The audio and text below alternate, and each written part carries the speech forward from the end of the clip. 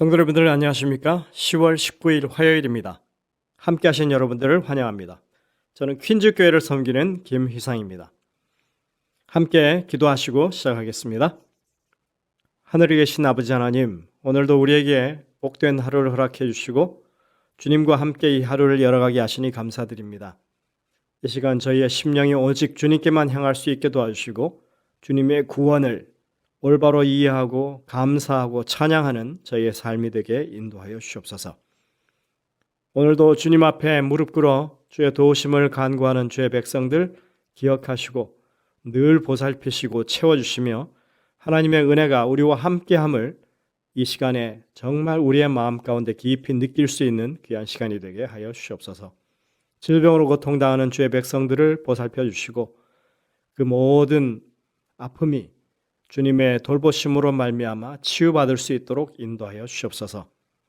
오늘도 말씀을 펴고 주의 성령의 인도하심을 간구하오니 우리와 함께 하시고 우리의 심령마다 깨우침을 허락하여 주셔서 하나님의 백성들의 삶이 이 땅에서 참으로 지혜롭고 풍요로운 삶이라고 하는 것을 경험하게 인도하여 주시옵소서. 이 시간 내내 우리와 함께 해 주시옵기를 예수님의 이름으로 기도드립니다. 아멘. 오늘의 제목은 그가 먼저 우리를 사랑하심입니다. 신명기에 기록된 모든 규례와 훈계들 가운데서 그들이 해야 할 가장 중요한 일은 바로 마음과 성품과 힘을 다해 하나님을 사랑하는 것이었습니다. 물론 그들이 그렇게 해야 하는 분명한 이유가 있었습니다. 그것은 하나님이 그들을 사랑하셨기 때문입니다. 다만 너희를 사랑함을 인하여 하는 이 말씀이 구원과 복리의 이유였습니다. 우리가 이미 거듭해서 말했다시피 신명기에는 사랑이라고 하는 단어가 25번이나 등장합니다. 다음에 읽어드리는 성경들은 모두가 다 하나님의 사랑이 그 이유라고 설명하는 구절들입니다. 신명기 4장 37절입니다. 여호와께서 내 조상들을 사랑하신 고로 그 후손이 너를 택하시고 큰 권능으로 친히 인도하여 애굽에서 나오게 하시며 이스라엘 백성의 조상들을 택하시고 그 후손인 이스라엘을 애굽에서 나오게 하시고 약속의 땅으로 이주하게 하신 이유가 하나님의 사랑 때문이라고 하십니다. 우리가 하나님을 알기도 전에 우리를 위한 계획이 있었다고 말씀하는 것입니다. 이 모든 것이 하나님의 사랑의 영역입니다. 신명기 7장 7절, 8절, 13절입니다. 여호와께서 너를 기뻐하시고 너희를 택하심은 너희가 다른 민족보다 수요가 많기 때문이 아니니라. 너희는 오히려 모든 민족 중에 가장 적으니라.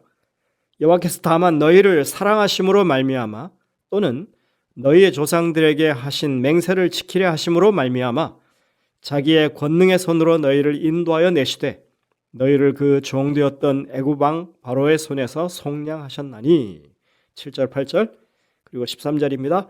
곧 너를 사랑하시고 복을 주사 너를 번성하게 하시되 내게 주리라고 내 조상들에게 맹세하신 땅에서 내 소생에게 은혜를 베푸시며 내 토지 소산과 곡식과 포도주와 기름을 풍성하게 하시고 내 소와 양을 번식하게 하시리니 이스라엘을 택하신 이유가 큰 민족이라서가 아니라 가장 작은 민족이기 때문이라고 하시면서 오직 사랑 때문에 그렇게 했다고 밝혀 말씀하십니다.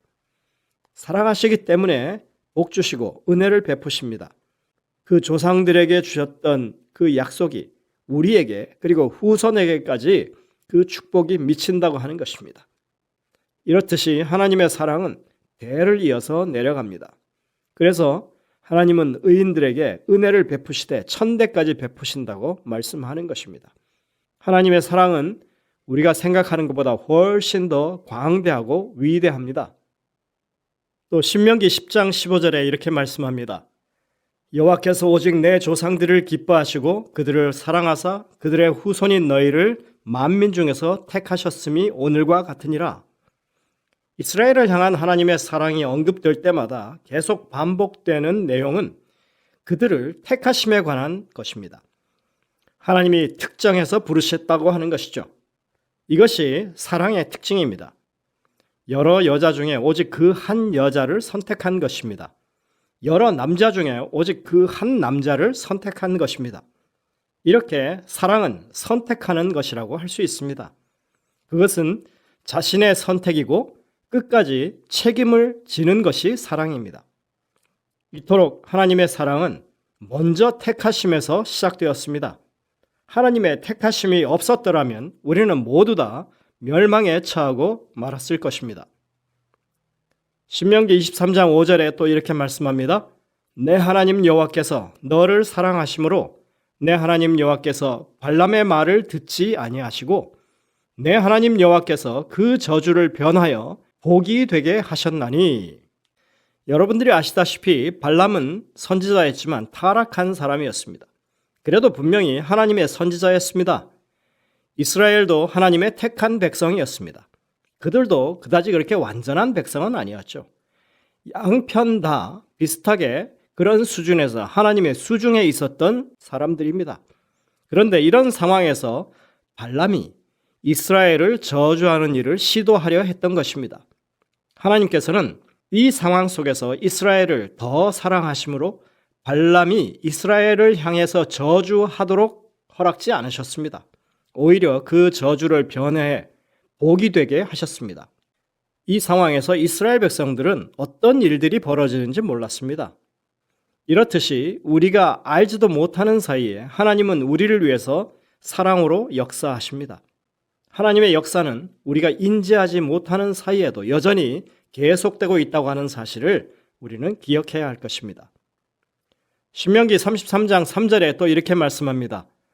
여호와께서 백성을 사랑하시나니 모든 성도가 그의 수중에 있으며 주의 발 아래 앉아서 주의 말씀을 받는도다. 모든 말씀마다 하나님이 이스라엘을 사랑하심으로 이 모든 일을 행하셨다고 기록하고 있습니다. 사랑은 정적인 것이 아니라 동적인 것입니다. 사랑은 그저 생각만 하는 것이 아니라 실제로 행동하게 하는 것입니다. 사랑은 사람을 움직이게 만듭니다. 사랑은 마음을 움직이게 하는 것이고 몸을 움직이게 하고 물질을 움직이게 만듭니다. 만약 그 움직임이 주는 것이라고 이렇게 생각해 본다면 사랑은 마음과 몸과 그리고 물질을 다 주게 만드는 것입니다.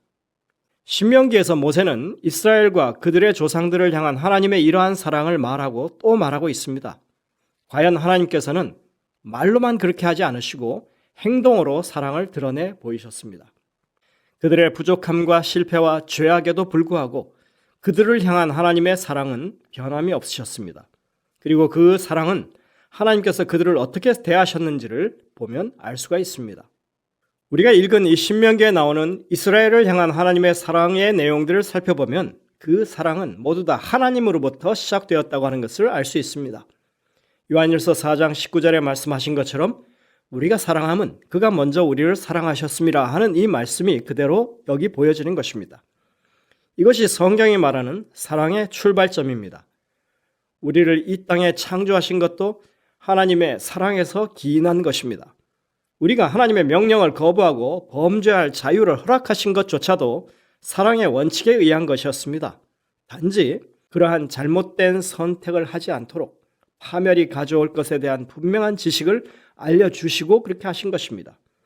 불순종에 대한 선택은 범죄자들 스스로 그 결과를 책임져야만 하는 것이 분명합니다. 우리는 아담과 하와의 범죄가 그들 스스로 이 돌아가는 상황을 잘 알지도 못하는 가운데 잠깐의 실수로 이런 엄청난 파국으로 치닫았을 것이라고 상상할 수 없습니다. 아담과 하와에게 제시되었던 너희가 불순종하면 정령 죽으리라고 했던 그 하나님의 고지는 그들의 범죄가 단순한 실수가 아니었다고 하는 것을 이해하게 해줍니다. 하나님은 사단의 타락에 대해서 분명하게 알려주셨고 범죄의 결과가 얼마나 치명적인 것이 될지 깨우쳐 주셨습니다. 아담과 하와의 범죄는 그들이 가진 그 대단한 선택의 자유만큼이나 죄악의 심각성이 확실히 인식된 가운데 일어난 일이어야 합니다. 그래야 그들이 직면한 그 죄의 결과, 그 죽음이라고 하는 그 엄청난 결과와 조화가 되는 일이 될 수 있습니다. 범죄의 결과는 정말이지 상상도 못할 만큼 대단한 것이었습니다. 모두 다 죽음을 맞이하는 엄청난 일이었습니다. 우리가 중요한 계약을 맺을 때 꼼꼼히 계약 조항을 살펴보는 것 당연하지 않습니까? 그럼에도 사람 사이의 계약에는 꼼수가 들어있는 가능성이 있습니다. 어디 구석에 숨겨져 있는 독소 조항 하나 때문에 나중에 큰 손해를 보는 경우가 종종 생기죠. 그러니까 하나님이 아담과 하와를 대상으로 불순종의 결과가 어떠할 것인지를 제대로 알리지도 않은 채 그들이 범죄했다고, 그리고 그들을 죄악으로 몰아넣기 위해서 독소 조항을 그렇게 숨겨두셨을 리가 만무한 것입니다. 창조 당시에 죽음이라고 하는 것은 도무지 상상조차 할 수 없는 끔찍한 대참사였습니다. 생사의 갈림길에 놓여 있는 그 사람들에게 그들의 잘못된 선택이 어떤 엄청난 결과를 가져올지 아무런 상세한 고지도 없이 그들이 한 선택에 대해서 무한한 책임을 지게 만드는 일은 불공정한 것입니다. 더더구나 하나님이 참으로 아담과 하와를 사랑하셨다면 반드시 그것을 일러주고 또 일러주었을 것입니다. 여러분들, 자식을 그냥 죽게 내버려두는 부모가 없듯이 아담과 하와가 범죄하도록 그냥 두지 않으셨을 것이 너무나 분명한 것입니다. 그럼에도 불구하고 아담과 하와는 범죄했던 것입니다. 그러나 그들이 이미 범죄하고 파멸에 처했음에도 불구하고 다시금 그들에게 영생의 기회를 주신 것도 하나님의 크신 사랑에서 비롯된 것입니다. 우리는 아담과 하와의 범죄 직후에 하나님께서 이 부부를 찾아서 이름을 부르시는 모습을 봅니다. 이것이 범죄한 인류를 위한 하나님의 첫 부르심이었습니다. 이것은 그들의 죄를 낱낱이 드러내고 심판하고 파멸시키기 위한 부름이 아니라 그들을 심판해서 구원하기 위한 부르심이었습니다. 이것이 바로 우리가 왜 하나님을 사랑해야 하는지를 말해주는 이유라고 할 수 있는 것입니다. 성경은 우리를 향한 하나님의 사랑은 우리 각자가 태어나기 훨씬 전에 이미 시작되었다고 밝히고 있습니다. 성경에는 구원의 계획이 창세전에 계획되었다고 말하고 있습니다. 에베소서 1장 4절에 그렇게 말하는 것입니다. 엘렌 화이트는 이것을 이렇게 말합니다. 구속의 경륜은 아담이 타락한 후에 세워진 사후 고안이 아니었다. 이 경륜은 영세전부터 감추었다가 알게 하신 그 비밀의 계시였다. 이것은 영세전부터 하나님의 보좌의 기초가 되어온 원칙을 공개한 것이었다. 시대의 소망 22쪽에 와이선 이것을 이렇게 말했습니다. 하나님이 사랑의 하나님이시라고 하는 사실, 우리 모두에게 정말 좋은 소식입니다. 하나님께서는 그 크신 사랑으로 우리를 위해 십자가로 향하셨습니다. 자기를 낮추시고 죽기까지 복종하셨으니 곧 십자가에 죽으심이라 빌립보 2장 8절에 이렇게 말합니다. 그러므로 오늘 우리는 당시 이스라엘 백성들이 상상하지도 못했던 우리를 향해서 하나님이 사랑하셨기 때문에 우리를 위해서 자신의 목숨을 내어놓으셨다고 하는 이 분명한 사실을 알고 있다고 하는 것에서 우리는 많은 축복을 받은 사람들이라고 할 수 있는 것입니다. 영감의 교훈에 이렇게 말합니다. 마음에 그리스도께서 거하시는 증거. 그리스도께서 거하시는 마음에는 사랑의 결핍이 일어날 수 없다. 하나님이 우리를 먼저 사랑하셨기 때문에 우리가 그분을 사랑한다면 우리는 그리스도께서 생명을 버리시기까지 사랑하신 모든 사람들을 사랑해야 할 것이다. 우리가 그리스도와 연결되면 우리는 우리의 동료 인간들과 사랑의 금고리로 연결될 것이다. 실물교훈 384쪽입니다. 여러분들, 우리가 하나님의 계시된 말씀을 통해서 우리를 먼저 사랑하셨음을 깨닫는 것이 중요합니다.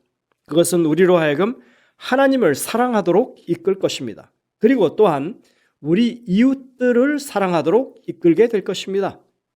그래서 우리가 하나님의 말씀을 읽고 성령으로 말미암아 깨우침을 받을 때 우리의 신앙이 깊어지면 깊어질수록 우리는 다른 사람을 향한 사랑이 커져가야만 한다고 하는 것을 여기서 말해주는 것입니다. 오늘 여러분들 하나님의 사랑을 더욱더 깊이 느끼게 되시길 간절히 바랍니다. 기도하시겠습니다. 하늘에 계신 아버지 하나님, 하나님께서 우리가 어머니 태에서 조성되기 전부터 우리를 아셨고 우리를 사랑하셨다고 하는 사실, 우리를 위한 계획이 이미 주님께서 가지고 계셨다고 하는 그 사실을 우리가 접하면서 주님의 그 크신 사랑을 다시 한번 느끼게 됩니다. 저희들을 향한 온전한 계획이 있음에 저희들이 믿음을 가지고 주님을 붙잡을 수 있도록 인도하여 주시고 주님의 사랑을 더욱 많이 깨우치고 주님을 사랑하는 사람들 되고 이웃을 사랑하는 사람들이 될 수 있도록 인도하여 주옵기를 예수님의 이름으로 간절히 기도드립니다. 아멘. 네, 여러분들 오늘도 이 주신 말씀을 깊이 묵상하면서 주님의 음성을 듣게 되시길 바랍니다. 저희들은 내일 다시 뵙겠습니다.